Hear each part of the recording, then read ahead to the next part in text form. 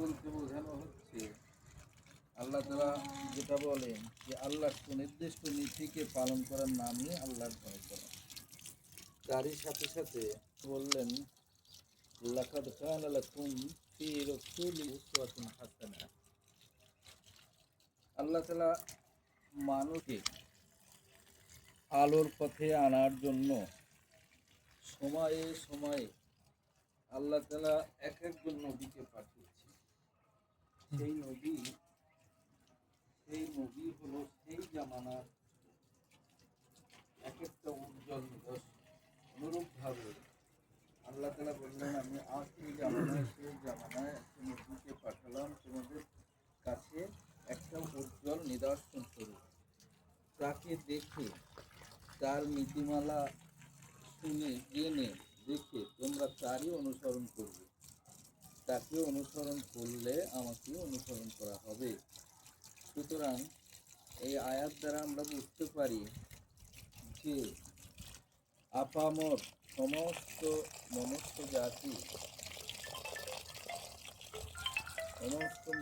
জাতি আমাদের উপরে একটা কর্তব্য করতে যায় যে তারই অনুসরণ করা, আল্লাহর রসুলের নীতিকে আমাদের অনুসরণ করা আবশ্যক।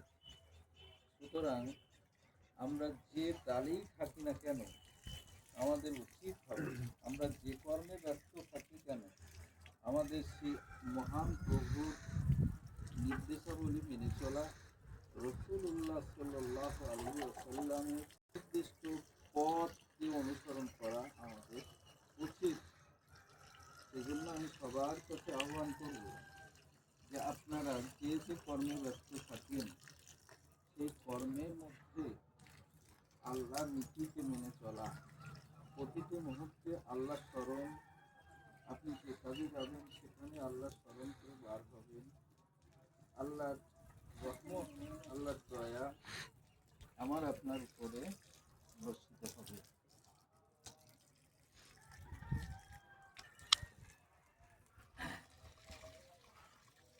এই সকালবেলা উঠেই আমাদের এই গাছে পানি দেওয়ার কাজ, আমার সমস্ত কাজ ফেলে আমার এই গাছে পানি দিতে হয়। আমি একজন পেশায় শিক্ষক, তারই সাথে সাথে আমি কিছু পেশেন্ট দেখিও। আর এই সময়ে দৈনন্দিন একটা কাজের তালিকা হলো ফজরের নামাজ পড়ে উঠেই আমার গাছে পানি দেওয়া, আর এই কাজটা শেষ হওয়ার পরে আমি আমার চেম্বারে চলে যাব, তারপরেই আবার স্কুল।